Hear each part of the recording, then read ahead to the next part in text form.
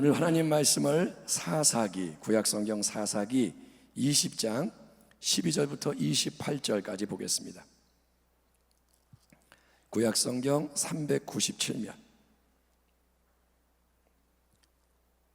사사기 20장 397페이지입니다. 12절부터 28절까지 교독을 하겠습니다.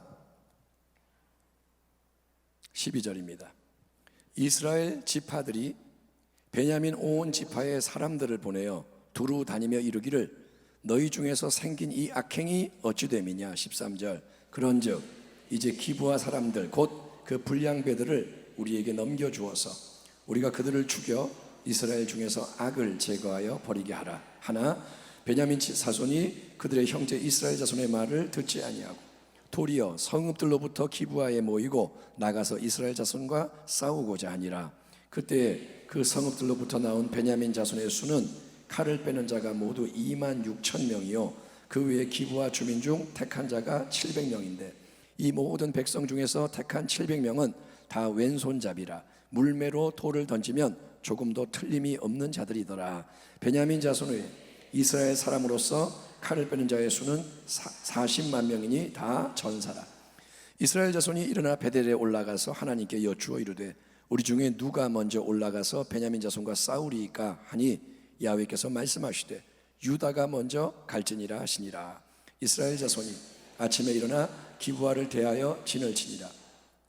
이스라엘 사람이 나가 베냐민과 싸우려고 전열을 갖추고 기브아에서 그들과 싸우고자 하매 베냐민 자손이 기브아에서 나와서 당일에 이스라엘 사람 22,000명을 땅에 엎드려뜨렸으나 이스라엘 사람들이 스스로 용기를 내어 첫날 전열을 갖추었던 곳에서 다시 전열을 갖추니라. 이스라엘 자손이 올라가 야훼 앞에서 저물도록 울며 야훼께 여쭈어 이르되 내가 다시 나아가서 내 형제 베냐민 자손과 싸우리이까 하니 야훼께서 말씀하시되 올라가서 치라 하시니라. 그 이튿날에 이스라엘 자손이 베냐민 자손을 치러 나아가매 베냐민도 그 이튿날에 기브아에서 그들을 치러 나와서 다시 이스라엘 자손 18,000명을 땅에 엎드려드렸으니 다 칼을 빼는 자였더라. 이에 온 이스라엘 자손 모든 백성이 올라가 베델에 이르러 울며 거기서 야훼 앞에 앉아서 그날이 저물도록 금식하고 번제와 화목제를 야훼 앞에 드리고 이스라엘 자손이 야훼께 물으니라. 그때에는 하나님의 언약궤가 거기 있고 같이 읽겠습니다. 아론의 자손인 엘르아살의 아들 비느하스가 그 앞에 모시고 섰더라.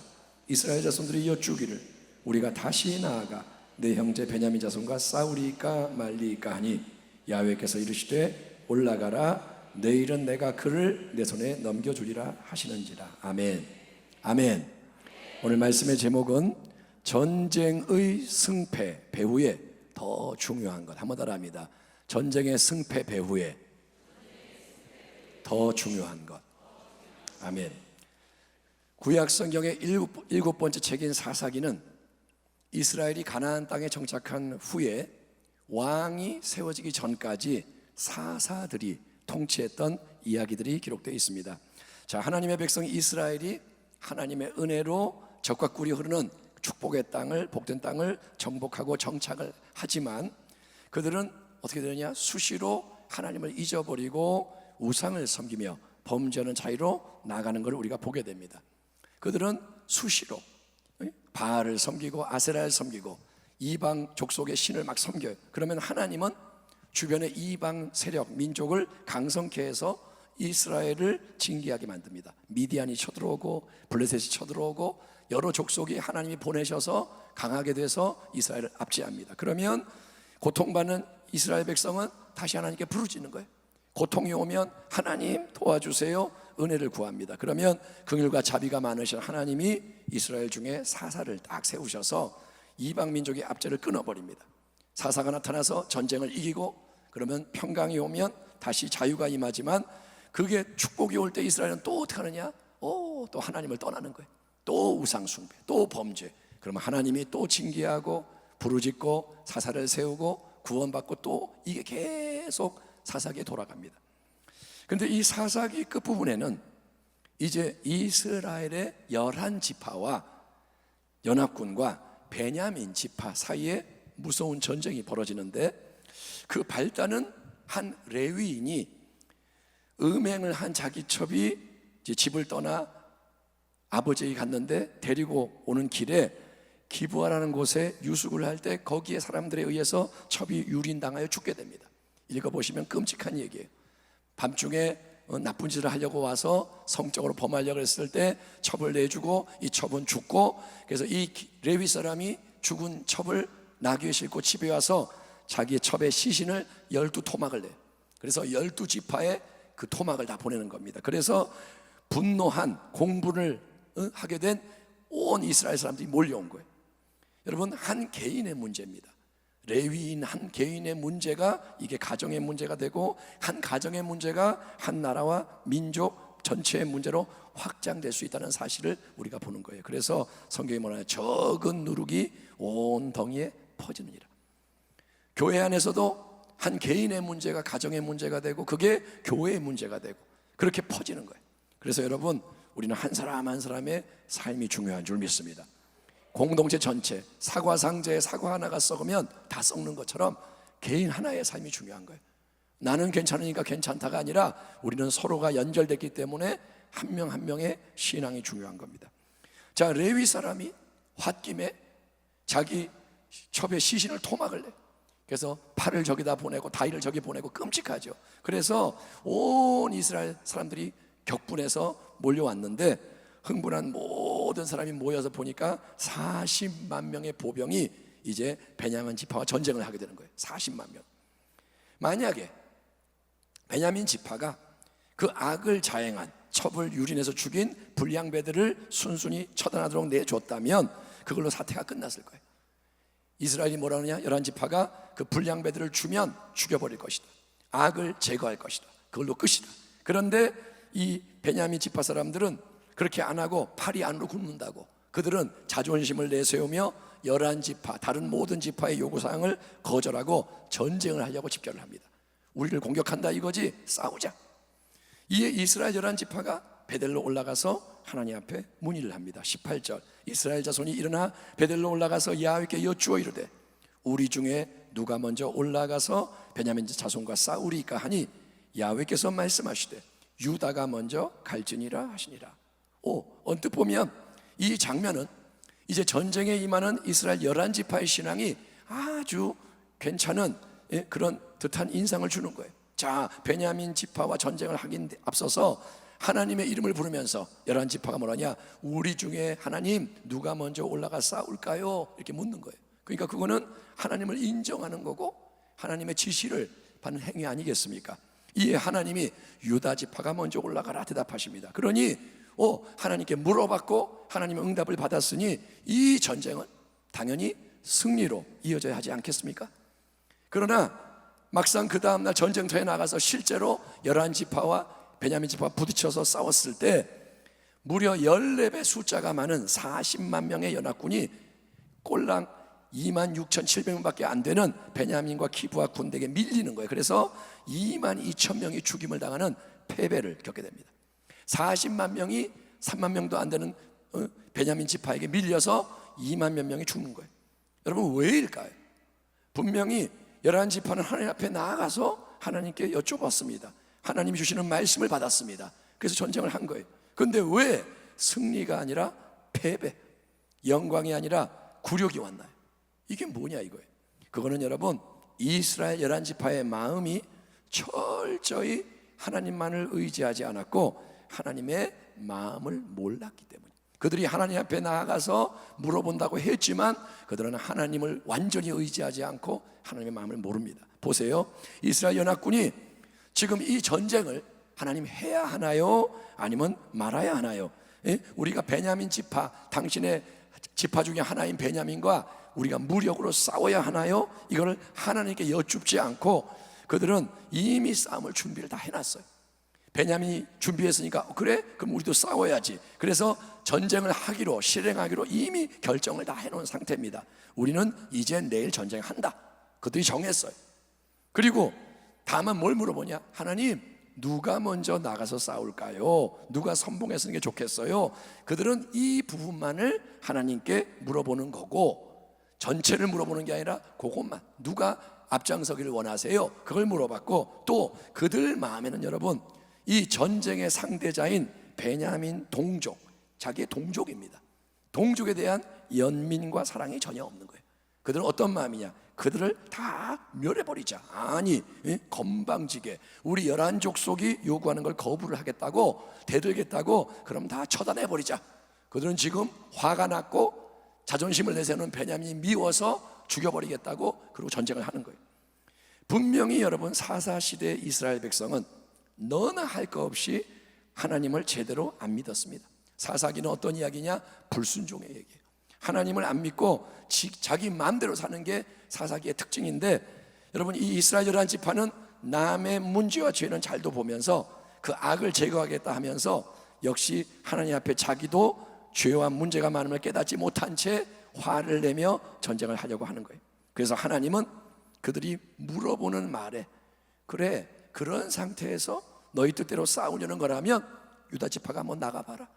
하나님 말씀이 뭐냐? 그래, 너희가 그런 모습으로, 그런 마음으로 싸우는 거라면 유다 지파가 먼저 나가라. 대답은 하지만 그 대답은, 그래서 이스라엘 11지파가 승리를 한다는 보장이 아니라 오히려 연합군이 더 많은 숫자에도 불구하고 패배하고 말았던 거예요.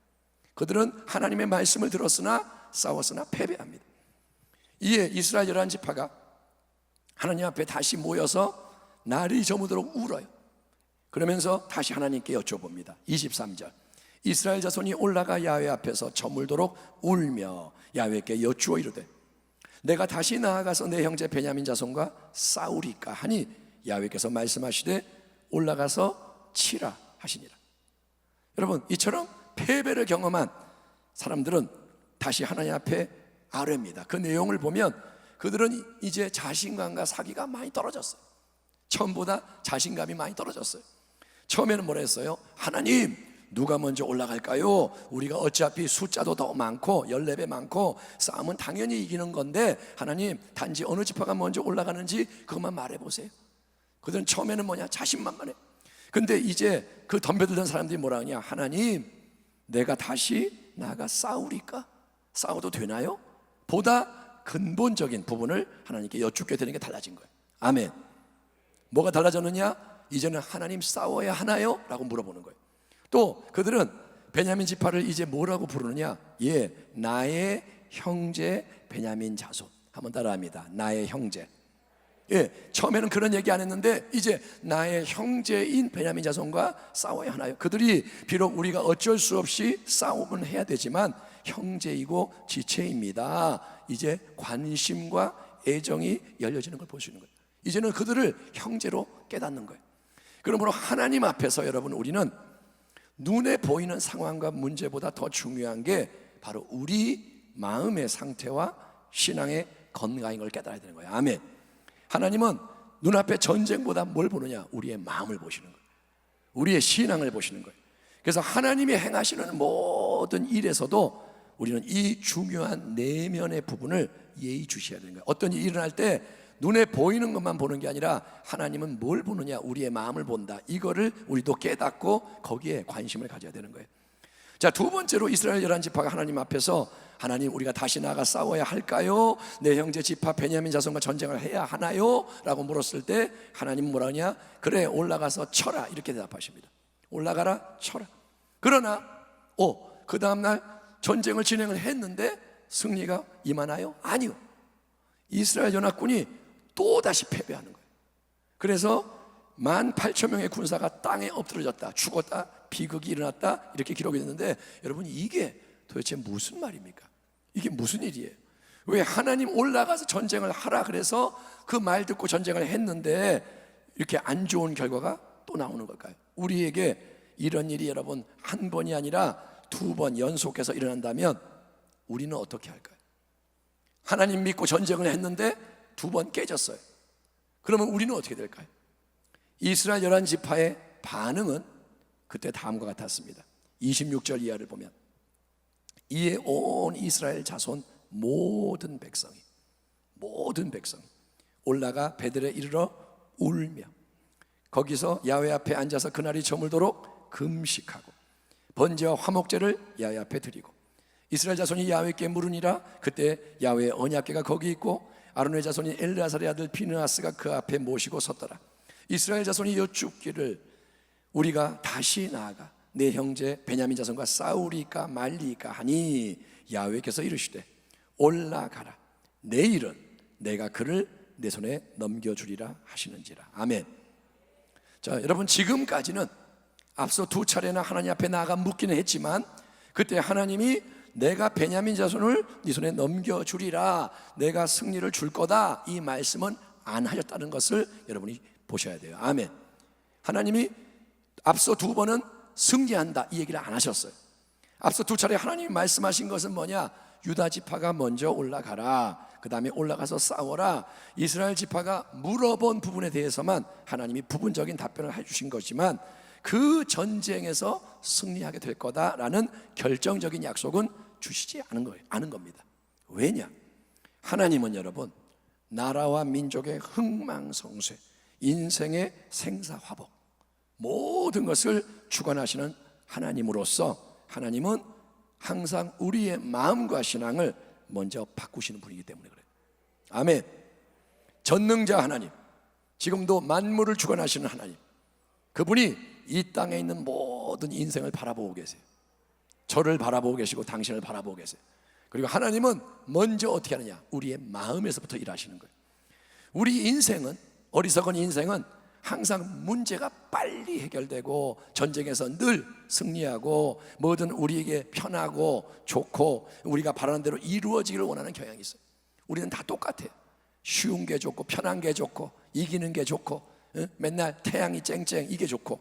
그래서 많은 사람들은 여러분, 내가 믿고 기도한 대로 이루어지지 않을 때, 내가 예물을 드리고 또 어떤 결단을 하고 해서 기도하고 했는데 안 이루어졌을 때 마음이 상해, 기운이 빠지고 그리고 흔들리고 무너지는데 그게 뭐냐? 바로 그게 훈련과 연단, 그게 바로 시험이라는 거예요. 아멘. 아멘. 여러분, 내가 이렇게 하면 탁 이렇게 항상 그런 게 아닌 이유가 뭐냐? 그게 훈련이요 시험이라는 거예요.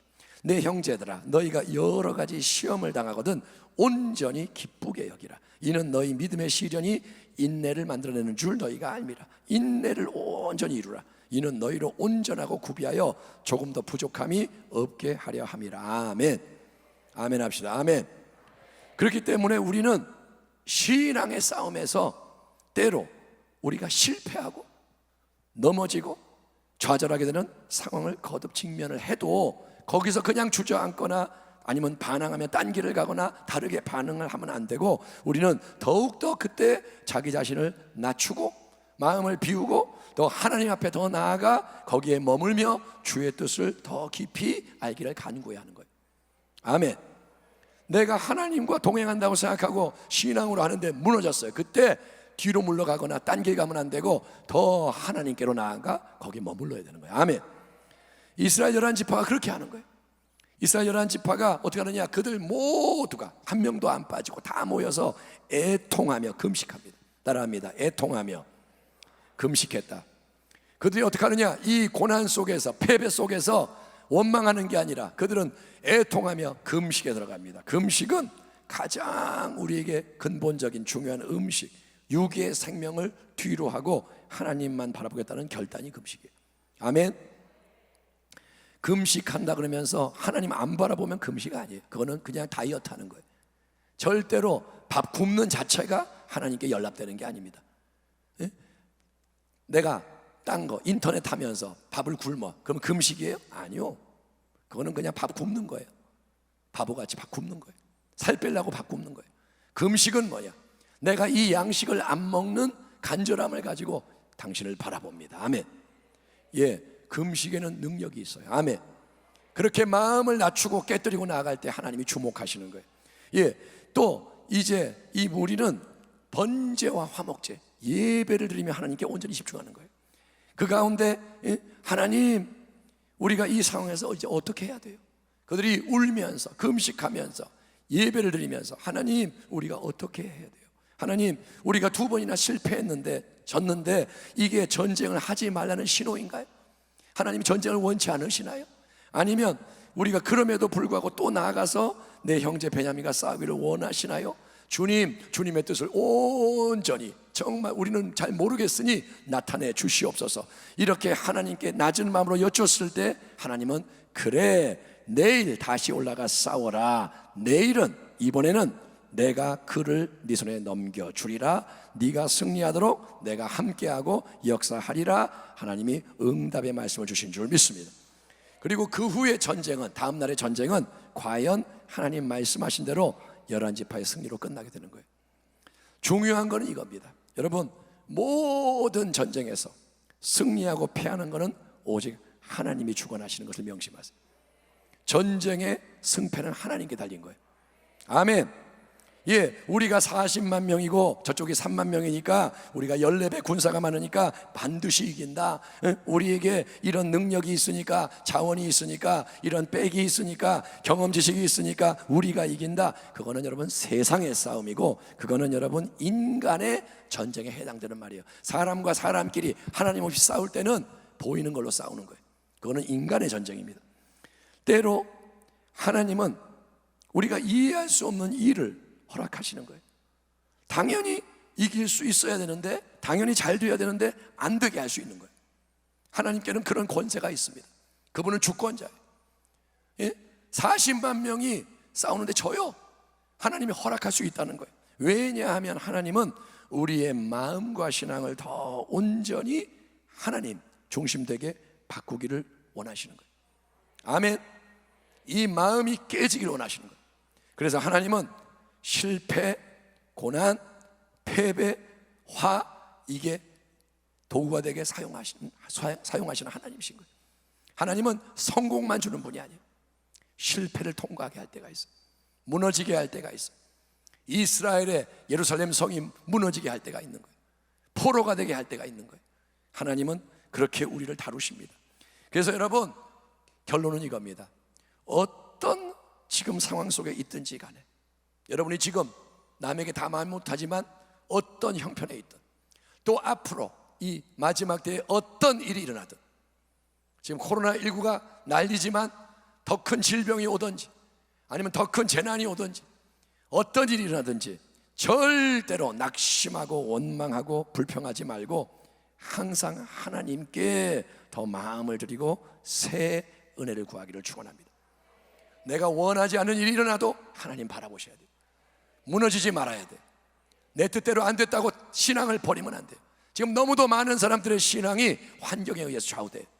환경에 의해서 무너지고, 환경에 의해서 흔들리고, 하나님 그거 굉장히 위험하다고 말씀하세요. 지금은 믿음을 바꿀 때 절대로 뒤로 물러가지 말고 여러분 하나님께 나아가 하나님을, 여러분 은혜를 구하기를 축원합니다. 그러면 우리의 마음이 바뀌는 줄 믿습니다. 은혜가 임할 때 마음이 바뀌어요. 은혜가 임할 때 신앙이 새로워지는 거예요. 아멘. 패배에서도, 겉으로 졌어도 신앙이 새로워지는 거예요.